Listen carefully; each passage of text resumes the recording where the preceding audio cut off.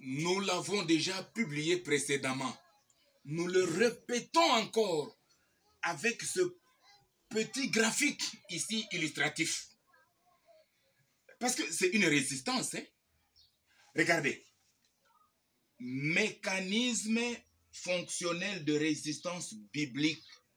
Cette résistance qui n'est pas bête, folle, irréfléchie, c'est une résistance biblique. Alors, je vous avais déjà dit que dans la chose de Dieu, il n'y a pas de dialogue, accord, négociation, alliance. Il n'y en a pas. Donc, dans l'œuvre de Dieu, ce n'est que la résistance. Je vous disais, de la résistance de Joseph en Égypte. Il a résisté à l'offre sexuelle de la femme de Potiphar.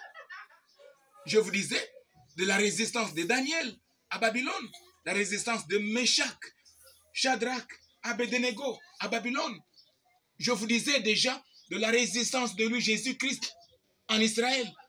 Et au Congo, je suis en train de vous révéler la résistance de messieurs christologues Néhémie Amani Bizinga au Congo Kinshasa. Donc, Joseph a fait la résistance, Daniel a fait la résistance, Meshach, Abednego, tout ça, Shadrach, Jésus-Christ, Néhémie Amani Bizinga, tous les serviteurs de Dieu.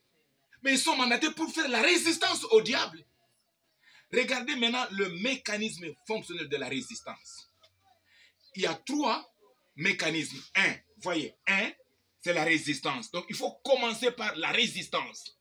Après la résistance, qu'est-ce qui vient? Ça vient maintenant l'imputation ou l'incrimination. On a incriminé Joseph, on a incriminé Daniel, Meshach, Shadrach, Abednego, on a incriminé même Jésus-Christ, comme on est en train d'incriminer Néhémie Amani Bizing. Tous ceux qui commencent par la résistance, ils sont incriminés, ils sont imputés par les méchants. Et après l'imputation, vient maintenant la persécution ou la condamnation injuste sans faute. Quand les envoyés de Dieu commencent par la résistance, qu'est-ce qui s'ensuit? C'est l'imputation, une incrimination. Après l'incrimination, c'est la persécution. Ils sont condamnés, ils sont jetés en prison.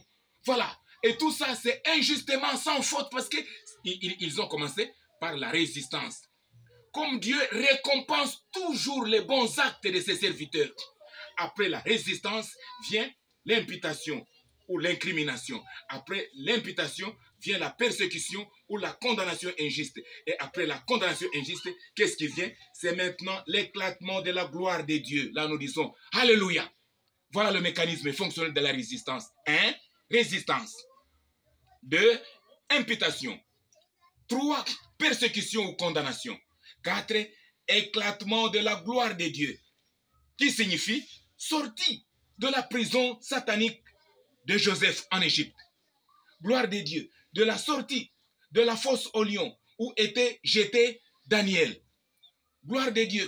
De la sortie de la fournaise ardente où était jeté Shadrach, Meshach, Abednego. Gloire de Dieu. De la sortie de la tombe dont la résurrection de Jésus-Christ et sa montée au ciel.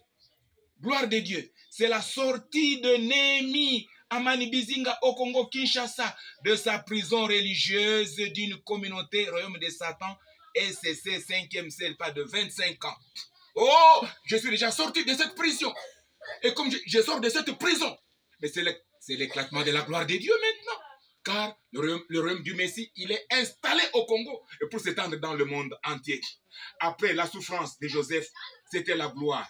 Après la souffrance de Daniel, Shadrach, c'est la gloire. Après la souffrance de Jésus-Christ, c'est l'élévation et la gloire. Et moi aussi, après la persécution, c'est maintenant la gloire. Pas ma gloire, mais la gloire de Dieu. Écoutez, écoutez. Le peuple congolais opprimé n'a pas à penser aux imputations fausses, n'a pas à penser aux persécutions injustes dans cette résistance. Il doit voir la gloire de Dieu de sa délivrance qui arrive au pays. Vous, peuple congolais, vous êtes opprimés. Comme vous êtes opprimés, vous n'avez pas à dire, voilà comment on va nous imputer, voilà comment nous allons être persécutés. Ne voyez pas des imputations, ne voyez pas la condamnation, mais voyez plutôt l'éclatement de la gloire de Dieu. Car après avoir résisté, vous serez imputés, la persécution viendra et Dieu vous délivrera. Ça sera maintenant la gloire. Écoutez, peuple, écoutez, peuple. Rejeter l'offre divine de résistance biblique, c'est choisir la mort, le malheur, la servitude, la souffrance du Congo jusqu'à la fin du monde. Donc, le choix est clair. Écoutez, peuple, nous faisons un éveil et plus de conscience, parce que votre conscience, peuple, il est endormi. Vous êtes asservi, vous êtes opprimé, vous êtes maltraité. Alors, il vous faut maintenant la délivrance. Pour vous délivrer, tout commence par la résistance. Après la résistance viendra, ou est venu déjà, les imputations, les imputations sont venues, les incriminations sont venues. Et après ça, c'est la persécution.